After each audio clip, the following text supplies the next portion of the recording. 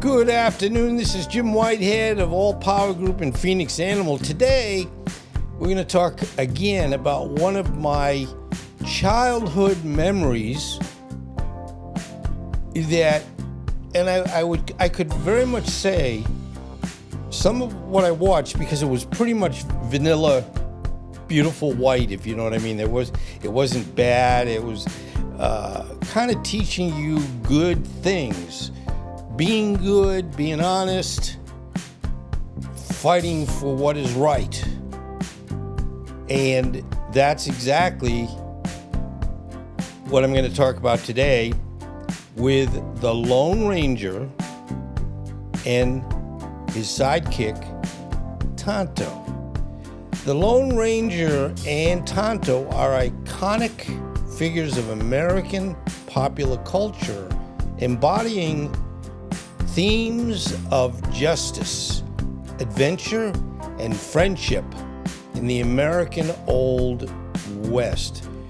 So there you go. I mean, my mother brought me up to be good, to be honest. And a lot of the TV shows we watched back then on 3 channels and not in color would help support us growing up to hopefully turn into good people. Now, there's no guarantee, but I would watch the Lone Ranger and Tonto every Saturday night, and we would eat hamburgers. And I'm not making that up. So if you think, hey, Jim, you're too old, you don't remember things, I have some good memories from those times back then, and it's just kind of neat. It really is. There's another depiction of the 2 friends, and you know, if anything you learn from this, friendship is important. Friendship is just where we work together, we learn together, and hopefully we do the right thing. And here's what happened to get and have it where we now and heading in the direction of why we have the Lone Ranger. And you're looking down in the lower right-hand corner, that's the soon-to-be Lone Ranger. And what basically happened, the Lone Ranger, his origin and backstory. The Lone Ranger originated in a 1933 radio show created by George W. Trendle and Fran Stryker. And again, I have to thank them for having it where they brought something and a TV show with heroes that became my heroes, and hopefully it helped me grow up in a better way than what could happen today. Because some of the stuff you watch and see can really give you bad ideas or whatever, but we were brought up to be good, honest, and do the wonderful American way. Anyway, the character is a masked Texas Ranger named John Reed, and there you see him down on the right there, along with 5 other Rangers, including his older brother, Dan. They are ambushed, as you're seeing, by the notorious Butch Cavendish gang. John Reed turns out to be the only survivor of this massacre. And you can imagine back then, the Texas Rangers and the Cavendish bad guys attempting to ambush and kill them all. Now, John survived, but I'll tell you how he survived. Okay, he was found barely alive by Tonto, his childhood friend. Reed is nursed back to health to conceal his identity because, again, he was the only one that wasn't killed. So the Cavendish group would say, ooh, we better find him and kill him. Well, you're looking at Tonto in the lower right, and also Tonto working on the left of saving John's life.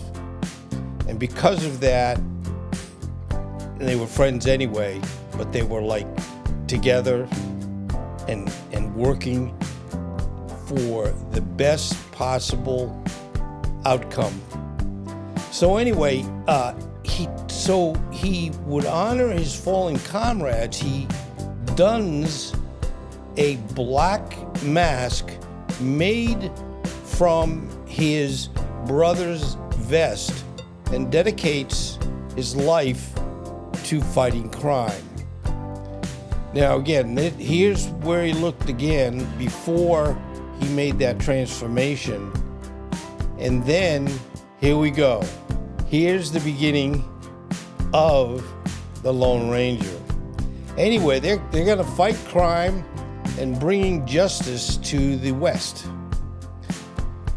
So, just as explanation, lower right, because when the show was on in the late 40s and 50s, it was black and white.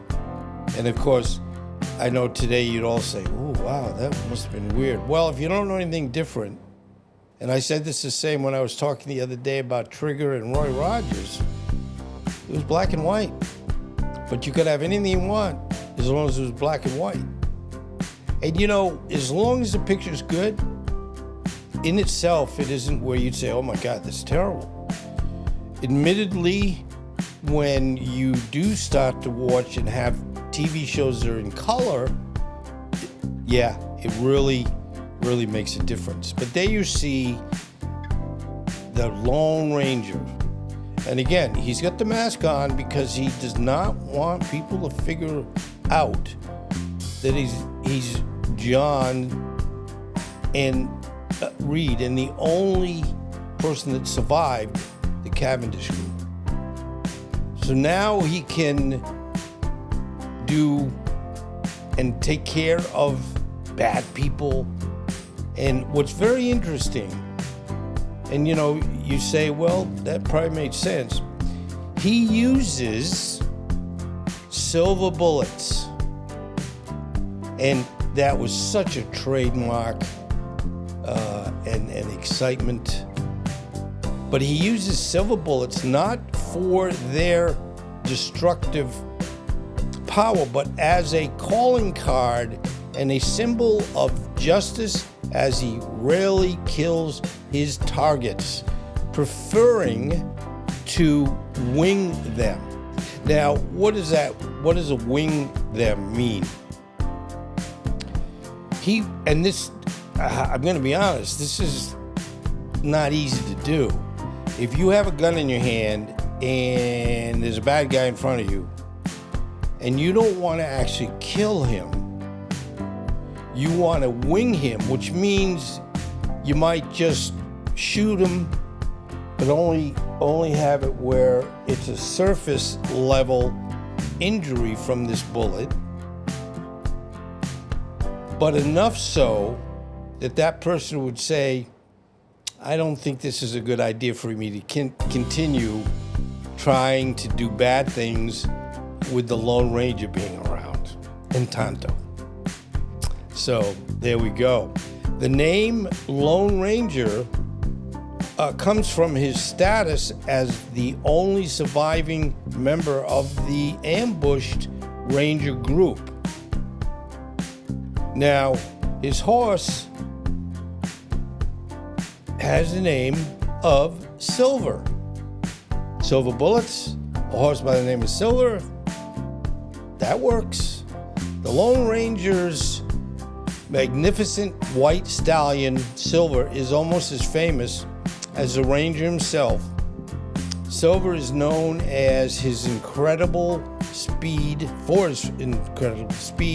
loyalty, and intelligence, often responding to the Lone Ranger's cry of "Hi-yo, Silver, away!" Yes, we would love that when the Lone Ranger would climb up on Silver and go, "Hi-yo, Silver, away!" And that's how they get going. And the horse knew, says, "Well, I better get moving."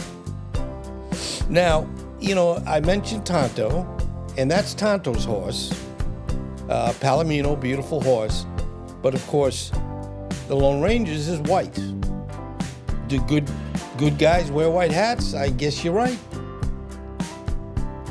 Anyway, Tonto, his origin and role. Tonto is the Lone Ranger's Native American companion. He was introduced in the 11th episode of the radio show in 1933. While initially created to give the Lone Ranger someone to talk to, Tonto quickly evolved into an indispensable partner. His various origin stories typically involve him recognizing the Lone Ranger as someone who had saved his life, and when they were boys, leading to their enduring partnership. He refers to the Lone Ranger as Kimosabi. We'll never forget that. And that's just kind of like saying, "Hey, you're my friend." A phrase explained to mean faithful friend or trusty scout. So there we go. Tonto has been, and this kind of gets a little, in the sense of prejudices and what have you, but Tonto has been portrayed by various actors over the decades, most famously by Jay Silverheels in the highly successful 1949 to 1957 ABC television series. Now that's what I grew up, because I was born in 1949, and we had a black and white TV in the early 50s. So this is where I would watch these shows. And again, that's fine. If they're in black and white, they're in black and white. So that show, again, went from 1949 to 1957. Later adaptations have attempted to provide a more nuanced and respectful portrayal of Tonto, moving away from earlier stereotypical depictions. I know we get into this and say, well, there's nothing wrong with Indians. If you really want to get down to it, the Indians discovered America. They lived here before anybody else did, basically, is for my best information. And sadly, looking back at history, as we move from the east coast of America, we kind of worked our way out west and basically, in essence, took a lot of the Indians' lands, which is, in my opinion, a very sad part of our history. This was their land, and we should have only been visitors. But you know how that goes. But anyway, his horse, Tonto's horse, Scout, is named initially in the early radio show. Tonto sometimes rode with the Lone Ranger on Silver or on a horse called White Fella. However, to avoid confusion with Silver, particularly in the movie serials, Tonto's horse became a Pinto and was eventually named Scout. Scout is a loyal and capable companion, reflecting Tonto's own resourcefulness. Now, cultural impact and evolution. You know, we sometimes always have to kind of give some of the backstory and explain things a little bit more. But the Lone Ranger and Tonto have become enduring icons of American culture, symbolizing justice, heroism, and the spirit of the Old West. Their adventures instilled a strong moral code, emphasizing fairness and upholding the law. However, the characters, particularly Tonto, have also faced criticism for perpetuating stereotypes of Native Americans as sidekicks or simplified representations. When I pull the information, do my homework on this, some of these things, I admit, you might say it's not really that applicable, but bottom line, we, I guess, have to tell the whole story. More recent adaptations, such as the 2013 film The Lone Ranger, have attempted to address these issues by giving Tonto a more complex backstory and agency, and by challenging the traditional nationalist myths of the American West. It's like you got to tell the truth, and if you're going to whitewash things, don't bother. Despite the criticisms, their legacy as a crime-fighting duo remains firmly embedded in the collective consciousness.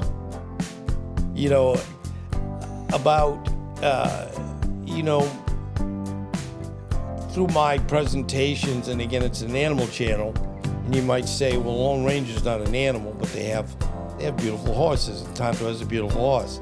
So it allows me to extend my presentations to follow, things that, even though there's a bigger story behind just the animals, I guess hopefully if someone says, well, you stayed true to the fact that, yes, Silver and Scout were a big part of the whole team. In other words, if let's say Tonto or the Lone Ranger lost their animals, they would have been in trouble. They wouldn't be very good crime fighters if they're on foot. So, anyway, I hope you've enjoyed this. This is, again, historical representation of what I learned from and hopefully built some character as I was growing up to recognize doing good things versus bad things. And that's kind of how I look at it. Today's world is a bad, many times, representation of things that people say there's a lot of bad things that go on, there's a lot of good things, but, unfortunately, we as a society have somewhat gravitated toward the negative. And maybe that's a lot of why I continue doing these animal positive presentations, because let's face it, there's so much negativity going on in our country at this point in time. I'm not saying it's not, how would you say, warranted, but it really, and I think because of my age and all that, I grew up with good things. Not that there was always everything was good, but we depicted the good things in life that make us better people. And again, hopefully this kind of explains it a little bit so you understand where I'm coming from. And I really, again, appreciate you being here. And if you can subscribe and like, and I don't get a lot of comments. Now, I wish I got more comments. And, whether they're bad comments or good comments, they're still good comments. Because that means somebody has watched your video. And, from the negative side, they hopefully, other than just being mean for no good reason, you learn from what they're saying, in so many words, what you could do better. Of course, if someone else says, hey, this was good, I liked it, I enjoyed it, it brought back some of my memories from their childhood. But the point is of trying to be good people. And again, we grew up with, in most cases, for many years, what we watched on TV showed good people, smart people. So, you can't go back in time. You can't go back to being where you were 8 years old, but, that's how you bring up. And my mother was wonderful, and she brought me up the best she could. But anyway, thank you. Thank you again. And please, if you can, comment. If you'd never heard of the Lone Ranger, if you want some more information on the Lone Ranger, if you didn't like the presentation or what I could have done better, that is important. And the last thing I'll say, I'm not trying to make this in much longer. If you never hear anything, this is like working for yourself. I work for myself. I make a decision every day what I'm going to do, the presentations I'm going to put together. And, you certainly get better as you do this. But back to the comments in a sense. If someone puts a comment on the presentation, hopefully it's, even if it's a negative comment, it kind of gives you something that can have it where you do a better job the next time. But again, thank you for being here. I really appreciate it. And please take care. Thank you again. Jim Whitehead, All Power Group. Take care.